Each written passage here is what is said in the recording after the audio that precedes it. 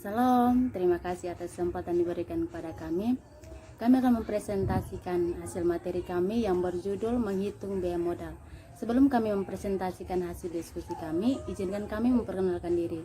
Saya sendiri, nama Imelda Timo, NIM 19190135. Terima kasih. Perkenalkan, nama saya Yundriani BS, NIM 19190113. Perkenalkan, nama saya Dami Diwen Sondawa, NIM 19190134. Perkenalkan, nama saya Agripina Siku, NIM 19190111. Perkenalkan, nama saya Hendrika Batlayar, NIM 19190147. Perkenalkan, nama saya Emilia Ilda Sedia, NIM 19190115. Perkenalkan, nama saya Putri Miratna Sulata, NIM 19190361. Baik, kita masuk pada materinya. Biaya modal, pengertian modal dan pengertian biaya modal. Pengertian biaya modal yang pertama, modal adalah dana yang digunakan untuk pembiayaan pengadaan aset dan operasional suatu perusahaan. Yang kedua, modal dapat dilihat di neraca di sisi sebelah kanan hutang, saham biasa, saham preferen, dan laba ditahan. Yang berikut pengertian biaya modal. Yang pertama, biaya modal merupakan biaya yang harus dikeluarkan atau dibayar oleh perusahaan untuk mendapatkan modal yang digunakan untuk investasi perusahaan. Yang kedua, biaya modal adalah biaya real yang harus dikeluarkan oleh perusahaan untuk memperoleh dana baik yang berasal dari hutang, saham preferen, saham biasa, dan laba ditahan untuk menandai suatu investasi atau operasi perusahaan. Yang berikut pengertian biaya modal. Yang pertama, biaya modal adalah biaya real yang harus ditanggung perusahaan karena digunakannya modal yang digunakan untuk berinvestasi. Yang kedua, karena sifatnya sebagai biaya, maka biaya modal juga diartikan sebagai batas minimum tingkat hasil yang harus dicapai perusahaan agar perusahaan tidak dinyatakan merugi.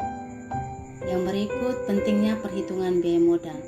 Perhitungan biaya modal sangat penting karena yang pertama, maksimasi nilai perusahaan mengharuskan biaya-biaya termasuk biaya modal diminimumkan. Yang kedua, keputusan penganggaran modal memerlukan estimasi biaya modal.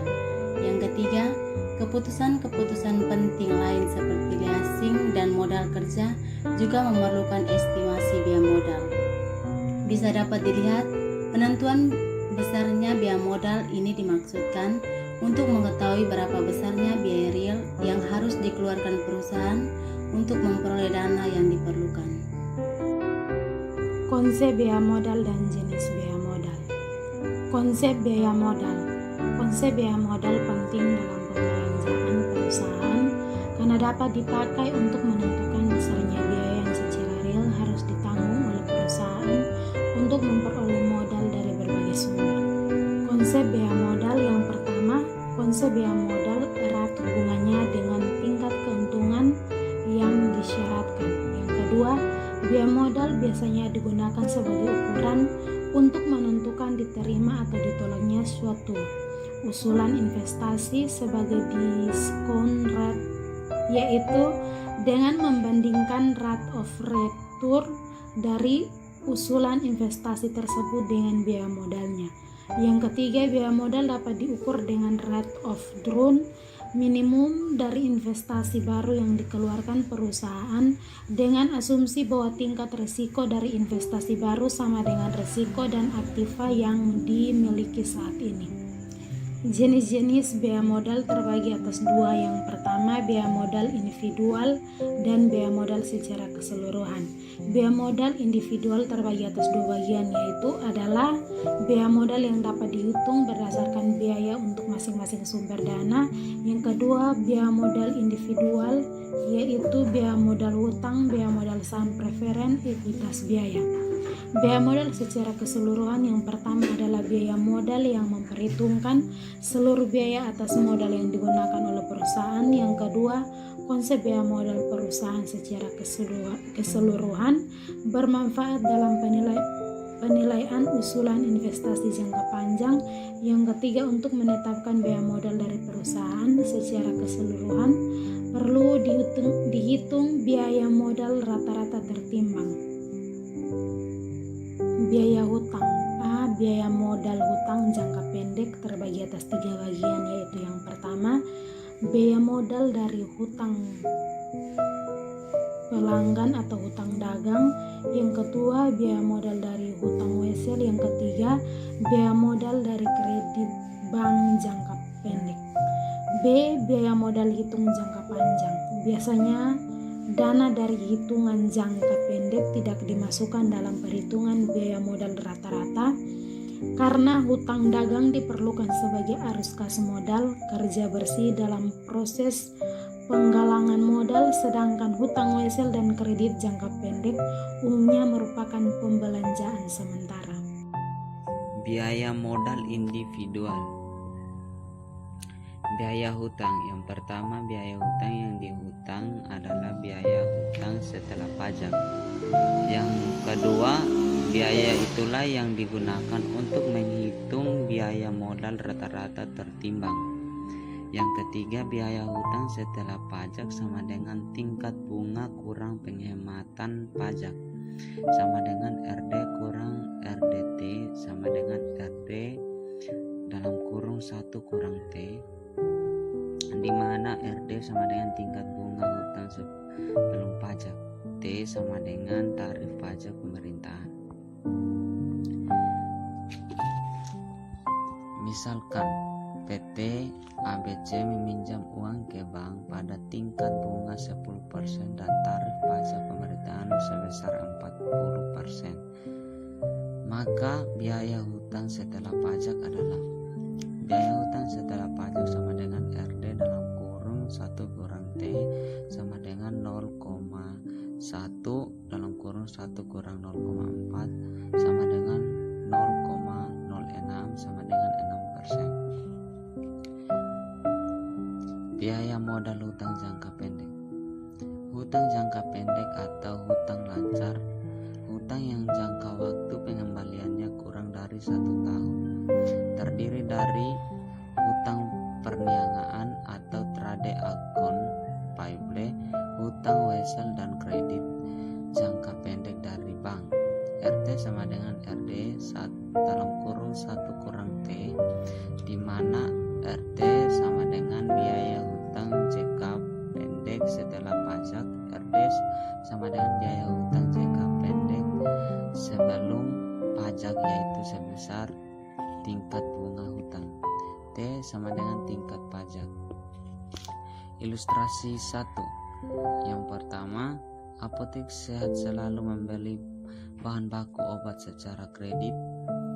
Bunga dari kredit tersebut sebesar 10%. Tingkat pajak penghasilan atau tax rate 40%. Hitunglah besarnya biaya hutang setelah pajak. Ingat, yang pertama, tingkat bunga hutang sebesar 10% merupakan biaya pengurang pajak atau tax deductible expense. Adanya beban bunga menyebabkan keuntungan yang terkena pajak menjadi lebih kecil, sehingga pajak yang harus dibayar perusahaan menjadi lebih kecil pula. Biaya hutang jangka panjang. Pada dasarnya biaya penggunaan hutang jangka panjang atau cost of debt yang berasal dari obligasi atau cost of bond dapat dihitung dengan rumus RD sama dengan I tambah N kurang NB per N tambah NB per 2, di mana RD sama dengan tingkat bunga hutang jangka JK panjang sebelum pajak, I sama dengan bunga hutang JK panjang atau obligasi per tahun dalam rupiah, N sama dengan harga nominal obligasi atau nilai obligasi pada akhir umurnya.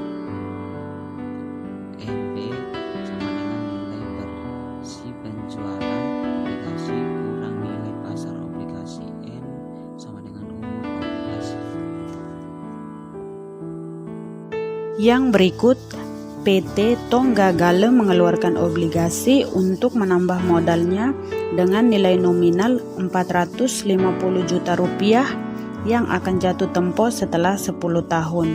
Hasil penjualan neto obligasi yang diterima perusahaan sebesar 442.500.000 rupiah. Bunga kupon obligasi per tahunnya sebesar 4% dan tingkat pajak sebesar 30%. Berapakah besarnya biaya modal obligasi tersebut sebelum pajak dan setelah pajak? Jawab, RD sama dengan I tambah N kurang NB per N dibagi N tambah NB dibagi 2 sama dengan 18 juta ditambah 450 juta dikurangi 442.500.000 per 30 dibagi 450 juta ditambah 442.500.000 per 2 sama dengan 18.750.000 dibagi 446.250.000 sama dengan 0,042 sama dengan 4,2%. Yang berikut, RT sama dengan RD dikali 1 kurang T sama dengan 0,042 dikali 1 kurang 0,3 sama dengan 0,0294 sama dengan 2,94%. Jadi besarnya biaya modal obligasi sebelum pajak adalah 4,2% dan besarnya biaya modal setelah pajak adalah 2,94%. Yang berikut cost of preference stock atau RP. Yang pertama adalah biaya real yang harus dibayar jika perusahaan memperoleh dana tambahan modal dengan cara menerbitkan atau menjual saham preferen. Yang kedua, RP diperhitungkan sebesar tingkat keuntungan yang disyaratkan required rate of return oleh investor pemegang saham preferen. Yang ketiga, artinya tingkat keuntungan yang diharapkan oleh investor merupakan biaya yang harus ditanggung emiten. Yang keempat, biaya modal saham preferen mempunyai sifat campuran antara hutang dan saham, yaitu mempunyai sifat hutang karena saham preferen mengandung kewajiban tetap untuk memberikan pembayaran dividen secara periodik. Yang kedua, memiliki sifat seperti saham biasa karena saham preferen merupakan bukti kepemilikan perusahaan yang mengeluarkan saham preferen tersebut.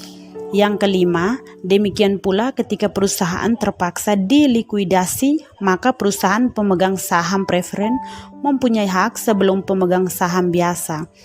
Yang keenam, pembayaran dividen saham preferen dilakukan setelah pendapatan dikurangi pajak, sehingga biaya modal saham preferen tidak perlu lagi disesuaikan atau dikurangi oleh pajak. Rumusnya adalah RP sama dengan DP dibagi PP, di mana RP sama dengan biaya saham preferen, DP sama dengan dividen saham preferen, PP sama dengan harga saham preferen saat ini dikurangi harga saham preferen neto. Yang berikut, PT Galau menjual saham preferen dengan nominal Rp20.000. Harga jual saham preferen setiap lembarnya sebesar Rp24.500. Besarnya dividen tahunan adalah Rp2.000 per lembarnya. Biaya yang terjadi untuk penerbitan saham atau flotation cost setiap lembarnya sebesar Rp250. Hitunglah besarnya biaya saham preferen tersebut. Yang berikut solusi 3. TP sama dengan D per PP sama dengan 2000 per 24.500 kurang 250 sama dengan 0,08247 sama dengan 8.247%. Yang berikut biaya modal saham biasa dan laba ditahan. biaya modal saham biasa dan laba ditahan atau biaya modal sendiri dalam kurung ekuitas atau RE. Berikut merupakan biaya yang dikeluarkan perusahaan yang memperoleh dana dengan melakukan penjualan saham biasa dalam kurung common stock atau menggunakan laba ditahan untuk investasi. Yang berikut, perusahaan dapat membagikan laba setelah pajak yang diperoleh sebagai dividen atau menahannya dalam bentuk laba ditahan. Yang berikut, laba ditahan yang digunakan untuk investasi kembali tersebut perlu diperhitungkan biaya modalnya. Yang berikut, biaya modal dari saham biasa baru dalam kurung ekuitas. Untuk menghitung biaya ekuitas dalam kurung RE digunakan dua model pendekatan, yaitu yang pertama pendekatan modal diskonto dividen dalam kurung dividen discount modal yang disingkat DDM. Yang kedua pendekatan compound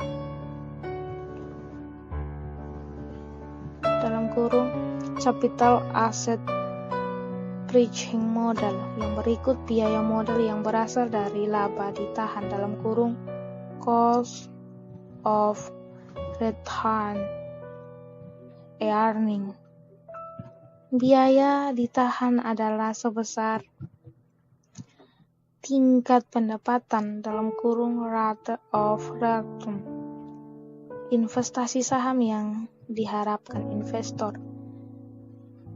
Yang berikut salah satu cara menghitung biaya modal yang berasal dari laba yang ditahan adalah dengan pendekatan discount of atau dividen discount modal, yaitu RE sama dengan D1 per P0 tambah G, di mana RE sama dengan biaya laba ditahan, D1 sama dengan dividen per lembar saham biasa, P0 sama dengan harga saham biasa per lembarnya, G sama dengan tingkat pertumbuhan dividen.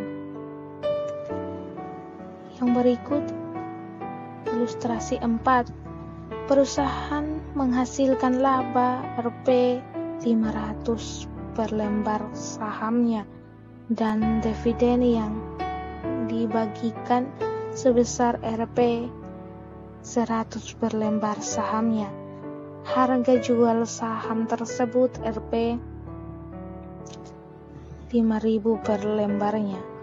Tingkat pertumbuhan dalam kurung rate of growth sebesar 5% setahunnya, dan tingkat pertumbuhan ini diharapkan akan terus berlangsung.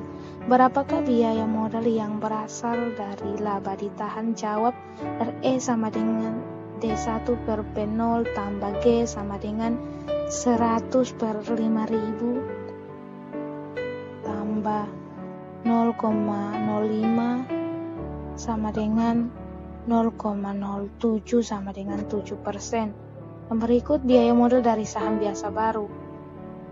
Yang berikut biaya saham biasa dalam kurung common stock baru lebih tinggi dari biaya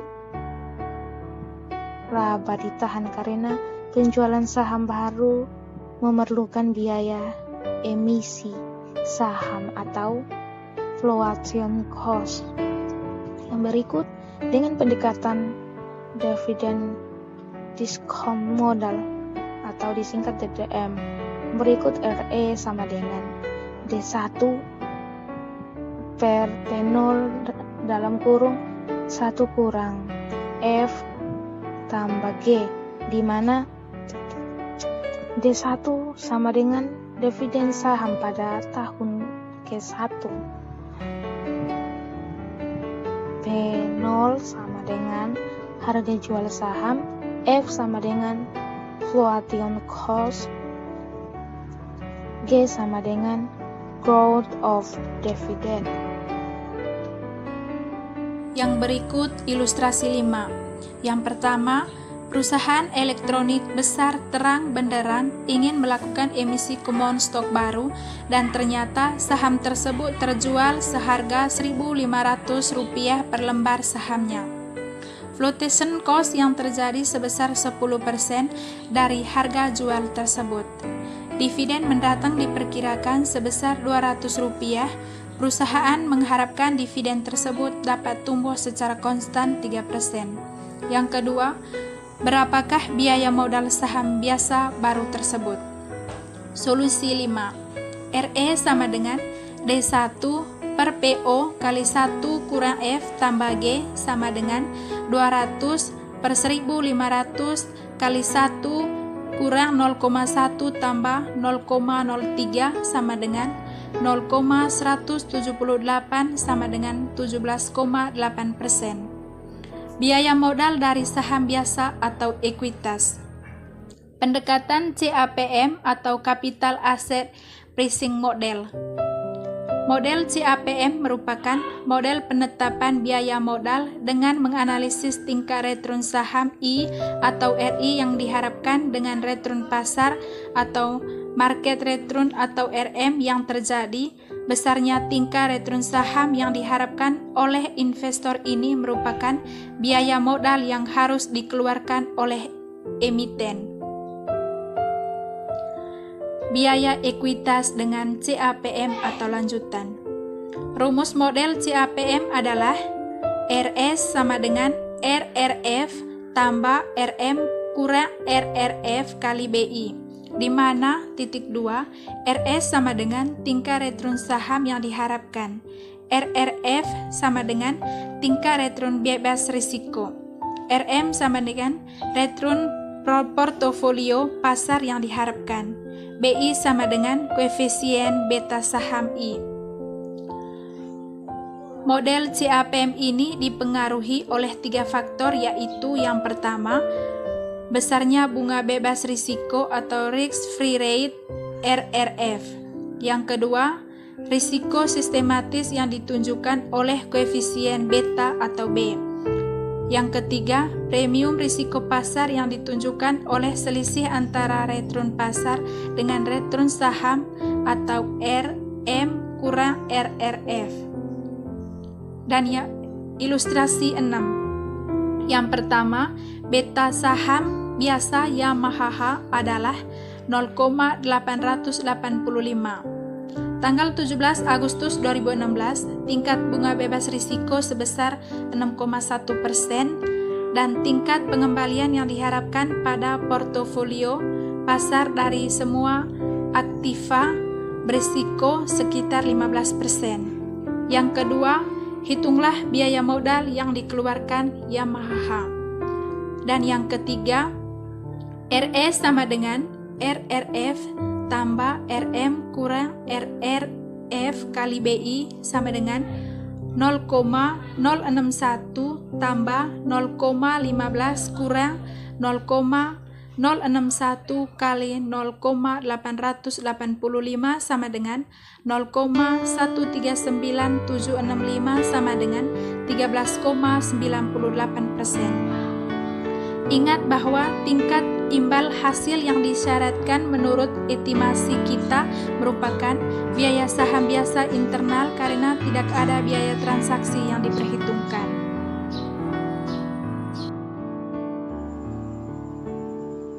Biaya modal rata-rata tertimbang. Yang pertama, biaya modal keseluruhan merupakan biaya modal yang memperhitungkan seluruh biaya atas modal yang digunakan oleh perusahaan. Yang kedua, karena masing-masing biaya modal berbeda, maka untuk menetapkan biaya modal secara keseluruhan perlu menghitung weighted average dari berbagai sumber. Yang ketiga, penerapan weight atau bobot dapat berdasarkan jumlah rupiah dari masing-masing komponen struktur modal. Proporsi modal dalam struktur modal dinyatakan dalam presentasi. Yang keempat, weighted average cost of capital sama dengan WACC adalah rata-rata tertimbang dari biaya-biaya komponen utang, saham preferen, dan ekuitas biasa. WACC kurang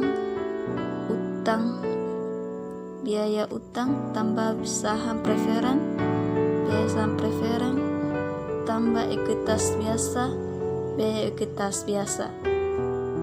Yang kelima, WACC sama dengan WD RD 1 kurang T tambah WP RP tambah WC RS. WD sama dengan bobot atau proposisi sasaran utang, RD sama dengan tingkat bunga utang sebelum pajak, RD 1 kurang T sama dengan biaya utang setelah pajak, di mana T kurang tarif pajak. WP sama dengan proposisi saham preferen, RP sama dengan biaya komponen saham preferen, WC sama dengan ekuitas saham biasa, RS sama dengan biaya komponen ekuitas biasa yang diperoleh dari laba, ditahan, atau ekuitas internal. Ilustrasi 7. Diketahui data sumber modal yang digunakan perusahaan anonim dapat dilihat pada tabel berikut ini.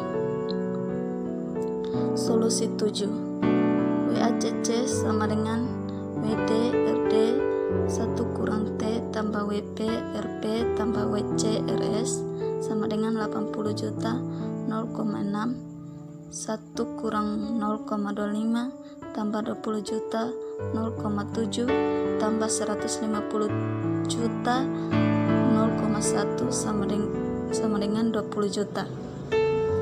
Cara tidak langsung. Biaya modal hutang atau setelah pajak sama dengan 6% kali 100% kurang 25% sama dengan 4,5%. Dapat dilihat pada tabel berikut. Pertanyaan dapat dilihat pada slide berikut ini. Sekian dan terima kasih.